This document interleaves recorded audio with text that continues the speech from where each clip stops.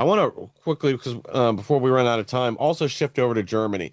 Um, Yeah. as our audience may or may not know, you had seven German AfD party members drop dead mysteriously. Well, one of them was 80 some odd years old and apparently did have some other medical issues going on. But the other six are suspicious, especially suspicious timing, dying within just a few weeks of the election, and the fact that the German police were refusing to release information about most of these. Now, again, I would totally believe that one of the other six may be natural causes, but for it to be seven deaths in that short of time span seems highly suspicious to me that there isn't some sort of government involvement in assassination. And when we get to another story that broke more recently, you'll see exactly what I mean. Mm. Yeah, exactly. It's very good that you're mentioning that because the AfD, which is a patriotic conservative party in Germany, they have risen in polls lately. I think they're now at 36% even. They're very closing about for closing the borders, keeping Germans safe again, because we know that Germany is facing a lot of knife attacks by illegal aliens. And Yes. they have won the previous elections. They're not the biggest party, but they're the second biggest party. So what did they do? Right before they could take office, they were deemed as a security threat by the intelligence service, which basically means that they are being under surveillance 24/7. The government can spy on them. That's what it comes down to. There are even member states in Germany where if you are part of the AfD, you cannot have a public job Yes. anymore. So that would mean that you cannot be a police officer or you cannot be a teacher only because you are part of the AfD. It is terrible. This is pure tyranny, maybe even Oh, autocracy.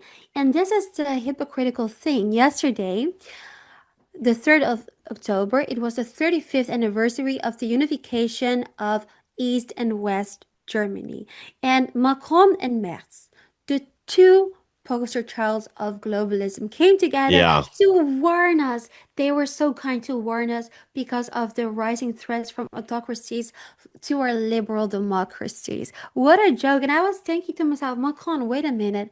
You're trying to silence Rassemblement National, another conservative patriotic party who's also rising, who will win the next elections, who will get you out of your office. You're trying to silence them. That is the hallmark of an autocracy, silencing your opponents. And it's the same for Merz, what he is doing, silencing the AfD.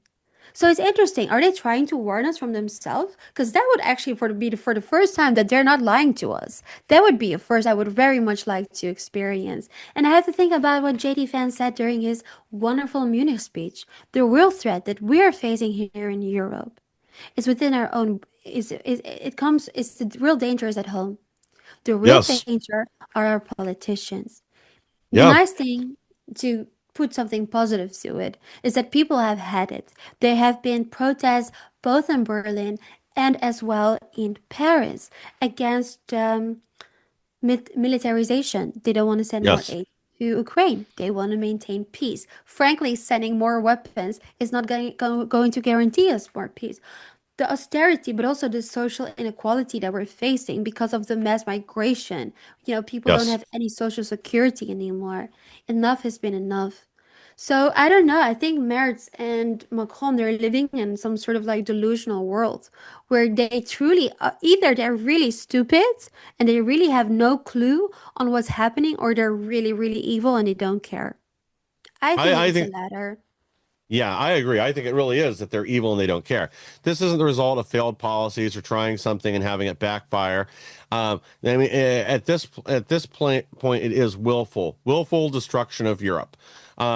They use immigration as a weapon to create a wedge between people, and then now that people are finally starting to rise up and push back against that and push back against the war in Ukraine, not wanting to spend their money anymore, to focus on their own nation and protecting their own people and making Germany great again, or Romania great again, or every other country in Europe, making them great again, focusing on their own people and their own needs. But when the government says, "Oh, well, that's hate speech, that's evil, that's violent, that's akin to being a Nazi," and again, trying to censor the message, censor the people, and ignore reality.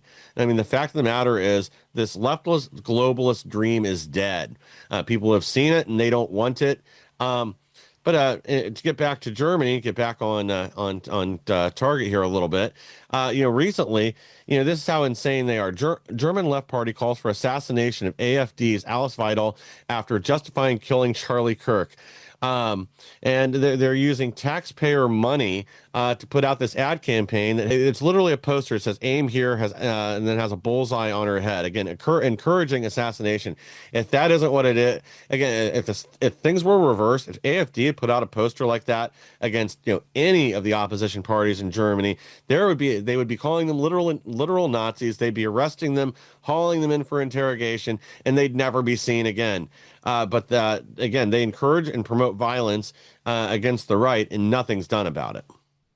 You know what? I want to talk about again about Pim Fortuyn. First and foremost, because I'm such a big admirer of him and his policies and what he stood for, but also because he really was patient zero. He was the first one that they had to shut down because he was gaining too much influence and he was set to become the prime minister.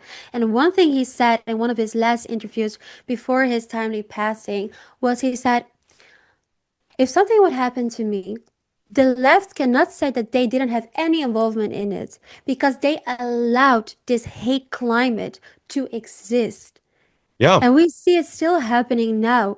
People were cheering the moment that they thought President Donald Trump was shot and it killed him. They were celebrating it.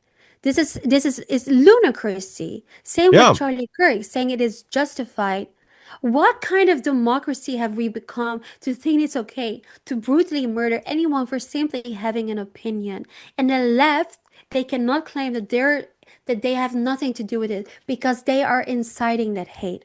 They are behind it. They will maybe not be the person that are pulling the triggers, but they are yes, encouraging those who are willing to pull the trigger, which makes them equally complicit in it. It's yeah. terrible. I pray for Alice. I've met her when I was in Hungary. She's a wonderful, wonderful, warm person. I really pray for her safety. I really do. Oh, agreed. And yeah, you and I met with AFD over in Belgium when we were there, and all Yeah. all of them are getting threats, death threats. Like this is nothing new. We were with Christine Anderson and a number of their other party members. I can't remember what Harold's last name was now, but yeah, same thing. They're under constant threat. They're all painted like they're Nazis, and again, this has to stop. It's the same thing that did lead to Charlie Kirk's assassination here is, when you're calling your political opponents Nazis, fascists, evil all the time, it just becomes acceptable when it's not just their opposition in politics saying it, that it's your media. That's where it really becomes dangerous. And that's where you do inspire these psychopaths that do go out and murder people.